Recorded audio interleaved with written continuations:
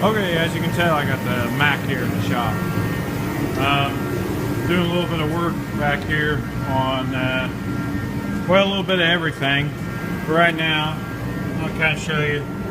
Right there, that little hose sticking down there, a little dark spot, right? That's kind of blocking the light. That's the exhaust to my electric bunk heater. Okay, it took a crap on me a while back. Here's the old one. Pieces of it. This is what it is. It's a Webasto. Don't mind a broken fin there. Dropped this thing, pulling it out of the sleeper. But I did buy a brand new one. What pisses me off is they kind of screwed over Mack, and which in turn screwed me. But I paid the price for a full install kit and everything. Still haven't gotten it straightened out because it only came with the unit itself, unmarked wires, no schematic, nothing. The two unmarked wires go to the fuel pump. The fuel pump works.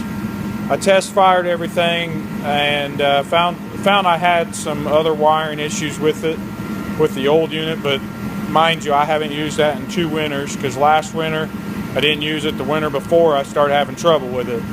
But I didn't use it last winter, and this winter I decided I needed to get that thing back going because it's a great money saver. So I got it sitting in there, missing some hardware, so I gotta go get some hardware tomorrow when hardware stores open back up. It's too late to run and get any. Found some wiring issues, finishing up taking care of them. Some spots where they use butt connectors, and they use weather tight ones, which suck. If you're going to use butt connectors, don't use butt connectors with the insulation on them. Cut that insulation off, or buy butt connectors without insulation. And what you do is you use your butt connector, but keep a heat shrink, put heat shrink on your wire beforehand, keep it back out of the way, crimp it, slide the heat shrink over it, heat shrink it. Works a hell of a lot better, lasts a lot longer, and it's good for vibrations of a vehicle. Solder usually likes to break over time, but that's how we're repairing this wire for now. We're soldering, or I'm soldering and doing heat shrink over it, and then I electrical tape over the top of that, and then I tie the 2 wires together with electrical tape too, because zip ties like to wear in over vibration. So we've minimized our zip ties on the wiring harness. I got a bunch of other stuff to get done on this truck too, but I'm getting some other odds and ends shit caught up in the process of doing the heaters, or doing this heater. Now mind you, I don't have, or my bunk heat's down too because I had a coolant line leaking, had to bypass them, and they don't sell, they don't remake those steel lines. It's steel lines run from the firewall back to the sleeper. Then there's a short piece of rubber hose or silicone hose, and that jumps the heater core to the steel line. Right there, the steel had cracked. I started cutting back the insulation. Steel was leaking all the way. But right now, this is what we have. Okay, the wiring actually comes out of the sleeper right here. The fuse panel for the sleeper's here. But this wiring is separate from that fuse panel.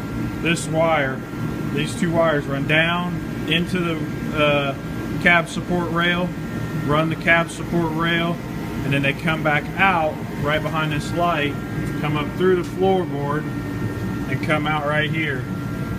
It's kind of tough to see. Lighting kind of sucks right here. But there's 2 wires sticking out right here, and then they actually run under the floorboard. This thing's a mess climbing in and out of here in the shop.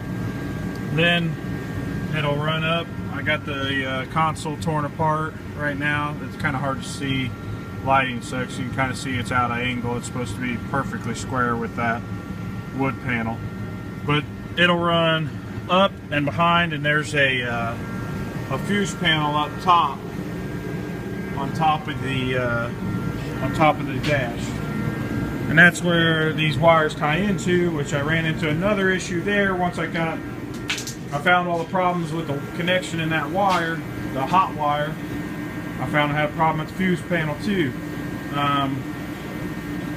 Now, when I got this truck, E.W. Wiley, when E.W. Wiley put the electronic log in it, they did a real horrible job. So I took that system out when I left E.W. Wiley, and I left the connectors where they left them. Well, I went back, took all those connectors out since I was there, and I mean, we got extra harness there. Well, that's actually not from the E-log stuff. There was little short pieces that just connected it to the harness of the truck. That's actually for a coolant heater, a preheat, where you preheat your coolant. That's a worthless piece of shit, honestly. It's great when they're new, but what ends up happening is you end up with a bunch of coolant leaks, and it'll dump all your coolant going down the highway. So I suggest if you're going to use that, have bypass. When you stop at night or go to take off in the morning, once you fire the truck up, go out there, shut the bypass valves off, because and isolate that system away from the engine while you're running down the highway, because I had so many problems with that, and that's why this wiring harness is laying there. I unplumbed it a couple years ago, but never got into pulling the harness. I pulled the control out of the dash, but I hadn't got to pulling the harness, so I pulled the harness. The unit is still underneath there. When I get time, I'll get to that, but we got to take care of actual problems first. That's just an extra time. When I got extra time here and there, I kind of work on getting rid of that system. But the only thing that's left is the main unit. Should be able to knock out like 3 or 4 bolts and pull the main unit out and unhook the fuel line. So that's kind of what I'm up to today, taking care of that on this truck, and getting the bunk heat up. I'm going to put new cab shocks in again. I got steer shocks again. Had to do some things with my new headlights. Found out, well, never buy aftermarket headlights. I'll just say that. New bulbs don't like them. The bulbs that come with them, the reason they send bulbs with them is because you need their bulbs, because they have a different style O-ring on them, which you can't buy anywhere. It's just a straight 9006 low beam headlight. Never had any problems with my old ones. Come find out they molded them bigger holes. So, but we got them taken care of. I did an O-ring. We did an O-ring trick. Actually, Jennifer took care of that while I've been working on the truck. But just odds and shit. And I'm going to do a long couple hours underneath the truck. See if I got any air leaks and stuff like that, and see if anything that might catch attention. I'm due for an annual at our company.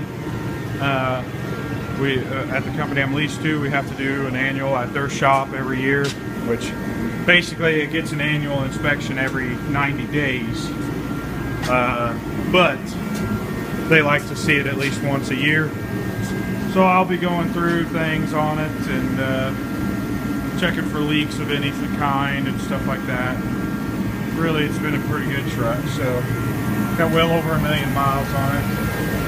I talk about trading every now and then, but we'll probably keep, well, not trading, I'll never get rid of this truck, but I'll probably keep running it for a while and keep her on the road. So it's been a pretty good truck, and we just keep doing updates. I just actually put new differentials in the rears, re-geared it, and they're actually new differentials. The axle housings are the originals, but brand new differentials, not reman differentials.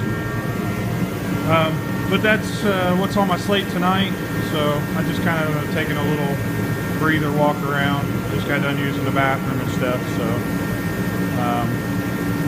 we'll be continuing on with this. I might record a couple videos on this. It looks like I already got damn near 10 minutes on this already. Really hate to spend too much time on it. Got a couple lights out here in the shop, of course. When I start working, I got a couple lights out. So I gotta mess with them too once I get